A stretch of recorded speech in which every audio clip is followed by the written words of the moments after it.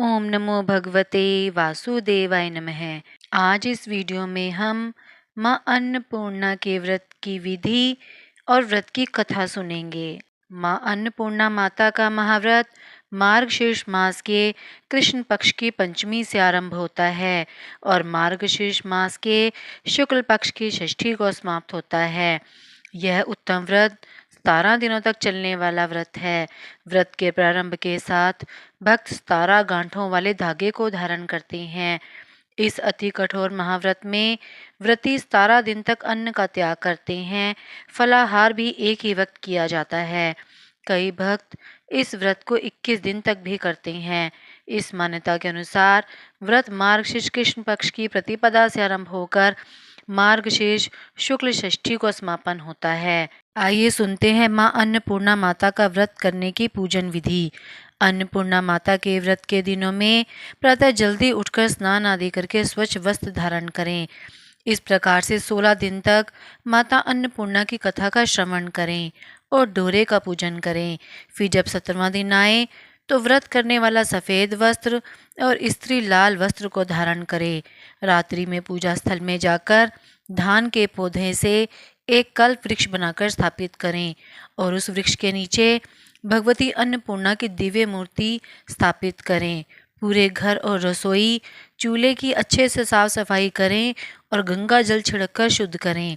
खाने के चूल्हे पर हल्दी, कुमकुम, चावल, पुष्प अर्पित करें। धूप दीप प्रज्वलित करें। इसके साथ ही माता पार्वती और भगवान भोलेनाथ की पूजा करें। माता पार्वती ही अन्नपूर्णा हैं। विधिवत पूजा करने के बाद माता से प्रार्थना करें कि हमारे घर में हमेशा अन्न के भंडार भरे रहें। माँ अन्नपूर्णा हम पर और पूरे परिवार एवं समस्त प्राणियों पर अपनी कृपा बनाए रखें। इन दिनों में अन्न का दान करें, जरूरतमंदों को भोजन करवाएं। इस व्रत में अगर व्रत ना कर सके तो एक समय भोजन करके भी व्रत का पालन किया जा सकता है। सुबह घी का दीपक जलाकर माता अन्नपूर्णा की कथा पढ़ें और भोग लगाएं। अन्नपूर्णे सदा पूर्णे शंकर प्राण वल्लभे ज्ञान वैराग्य सिद्ध्यर्थ भिक्षाम देहि च पार्वती माता च पार्वती देवी पिता देवो महेश्वरः बांधवा शिव भक्ताश्च स्वदेशो भुवनत्रयम्। व्रती को मूंग की दाल, चावल, जौ का आटा, अरबी, केला, आलू, मूंग दाल का हलवा खाना चाहिए। इस व्रत में नमक का सेवन बिल्कुल नहीं करना चाहिए। इस व्रत को करने से आयु, लक्ष्मी और शेष संतान की प्राप्ति होती है। जिसके घर अन्नपूर्णा व्रत की कथा होती है उस घर को माता अन्नपूर्णा कभी नहीं त्यागती। गृह में सदैव माता अन्नपूर्णा का निवास रहता है। शास्त्रों में बताया गया है कि माँ अन्नपूर्णा माता का व्रत करने से घर में अन्न के भंडार कभी खाली नहीं होते। जो इस उत्तम व्रत को करते हैं उनकी श्री लक्ष्मी सदैव बनी रहती है। उनकी लक्ष्मी का कभी विनाश नहीं होता, कभी अन्न का क्लेश कष्ट नहीं होता, ना ही उनकी संतति का विनाश ही होता है। आइए सुनते हैं माँ अन्नपूर्णा माता के महाव्रत की कथा। एक समय की बात है, काशी निवासी धनंजय की पत्नी का नाम सुलक्षणा था। उससे अन्य सब सुख प्राप्त थे, केवल गरीबी ही उसके दुख का एकमात्र कारण थी।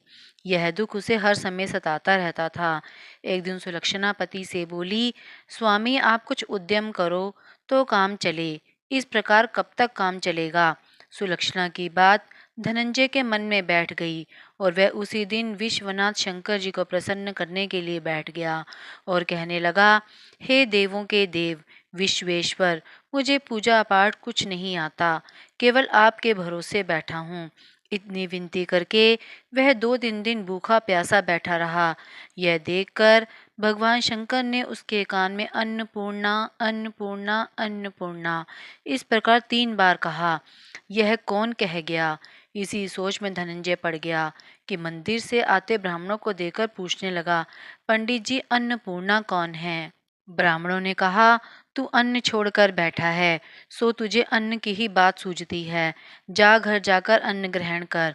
धनंजय घर गया, स्त्री से सारी बात कही। वह बोली, नाथ चिंता मत करो, स्वयं शंकर जी ने यह मंत्र दिया है, वे स्वयं ही खुलासा करेंगे। आप फिर जाकर उनकी आराधना करो।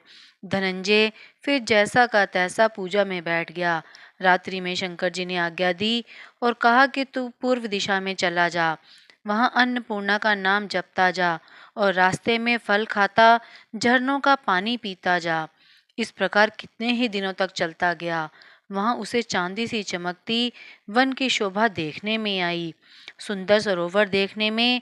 यह उसके किनारे कितनी ही अप्सराएं झुंड बना के बैठी थी, एक कथा सुनती और सब मिलकर माँ अन्नपूर्णा इस प्रकार बार बार कहती थी।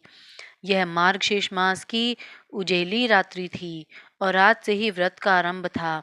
जिस शब्द की खोज करने वह निकला था वह उसे वहां सुनने को मिला। धनंजय ने उसके पास जाकर पूछा, हे देवियों, आप यह क्या करती हो?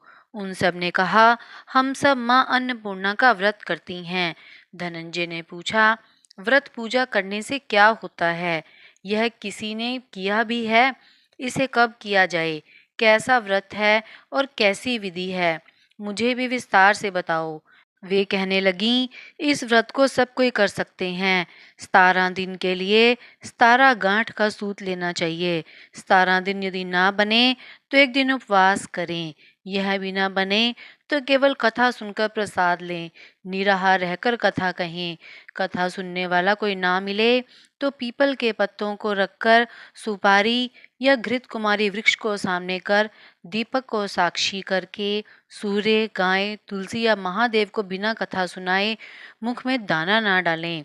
यदि भूल से कुछ पड़ जाए तो एक दिवस फिर उपवास करें।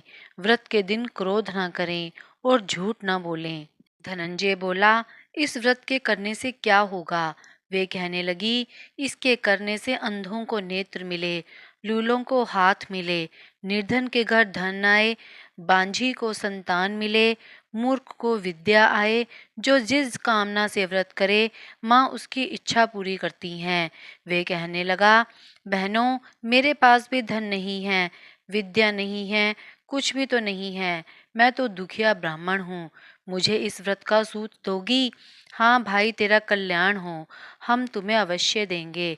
ले इस व्रत का मंगल सूत ले। धनंजय ने व्रत किया। व्रत पूरा हुआ तभी सरोवर में से 21 खंड की सुवर्ण सीढ़ी हीरा मोती जड़ी हुई प्रकट हुई। धनंजय जय अन्नपूर्णा अन्नपूर्णा कहता जाता था। इस प्रकार कितनी ही सीढ़ियां उतर गया तो क्या देखता है कि करोड़ों सूर्य से प्रकाशमान अन्नपूर्णा का मंदिर है। उसके सामने सुवर्ण सिंहासन पर माता अन्नपूर्णा विराजमान है। सामने भिक्षा हेतु शंकर भगवान खड़े हैं। देवांगनाएं चंवर डुलाती हैं। धनंजय दौड़कर जगदम्बा के चरणों में गिर गया। देवी उसके मन के सारे दुख जान गई।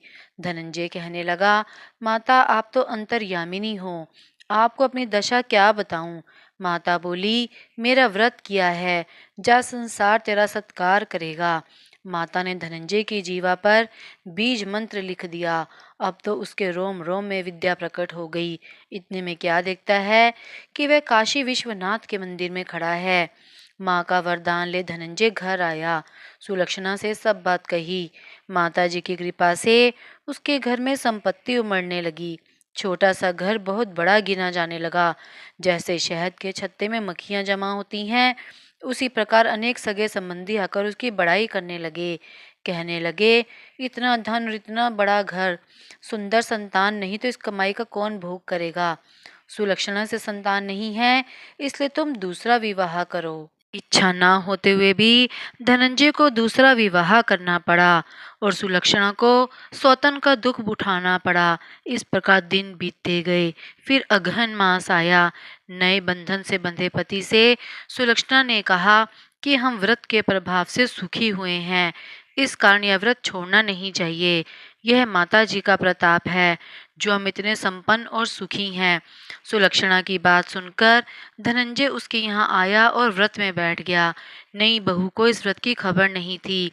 वह धनंजय के आने की राह देख रही थी। दिन बीतते गए और व्रत पूर्ण होने में 3 दिवस बाकी थे कि नई बहू को खबर पड़ी। उसके मन में ईर्ष्या की ज्वाला दहकने लगी। सुलक्षणा के घर आ पहुंची और उसने वहां भगदड़ मचा दी। वह धनंजय को अपने साथ ले गई। नए घर में धनंजय को थोड़ी देर के लिए निद्रा ने आ दबाया। इसी समय नई बहू ने उसके व्रत का सूत तोड़कर आग में फेंक दिया। अब तो माताजी का कोप जाग गया। घर में अचानक आग लग गई, सब कुछ जलकर खाक हो गया। सुलक्षणा जान गई और पति को फिर अपने घर ले आई। नई बहू रूठ कर पिता के घर जा बैठी। पति को परमेश्वर मानने वाली सुलक्षणा बोली, नाथ घबराना नहीं, माता जी की कृपा अलौकिक है।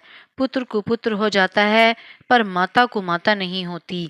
अब आप श्रद्धा और भक्ति से आराधना शुरू करो, वे जरूर हमारा कल्याण करेंगी। धनंजय फिर माता के पीछे पड़ गया। फिर वही सरोवर सीढ़ी प्रकट हुई, उसमें माँ अन्नपूर्णा कहकर वह उतर गया।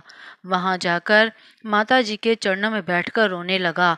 माता प्रसन्न होकर बोली, यह मेरी स्वर्ण की मूर्ति ले जा, उसकी पूजा करना तो फिर सुखी हो जाएगा। जा, तुझे मेरा आशीर्वाद है।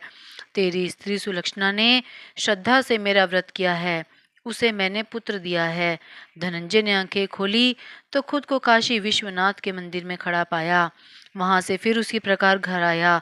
इधर सुलक्षणा के दिन चढ़े और महीने के पूरा होते ही पुत्र का जन्म हुआ। गांव में आश्चर्य की लहर दौड़ गई। प्रकार उसी गांव के निसंतान सेठ के पुत्र होने पर उसने माता अन्नपूर्णा का मंदिर बनवा दिया।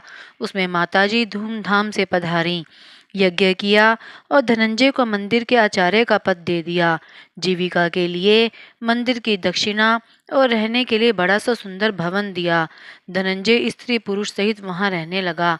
माताजी के चढ़ावे में भरपूर आमदनी होने लगी। नई बहू के पिता के घर डाका पड़ा, सब लुट गया। वे भीख मांगकर पेट भरने लगे। सुलक्षणा ने यह सुना तो उन्हें बुला भेजा, अलग घर में रख लिया और उनके अन्न वस्त्र का प्रबंध कर दिया। धनंजय, सुलक्षणा और उसका पुत्र माताजी की कृपा से आनंद से रहने लगे। माताजी ने जैसे इनके भंडार भरे वैसे सबके भंडार भरे। अगर आपने अभी तक मेरे चैनल को सब्सक्राइब नहीं किया है तो आप मेरे चैनल को सब्सक्राइब करें ताकि आपको मेरे आने वाली वीडियो की नोटिफिकेशंस मिलती रहें। आप मेरी वीडियो को ज़्यादा से ज़्यादा लाइक और शेयर करें।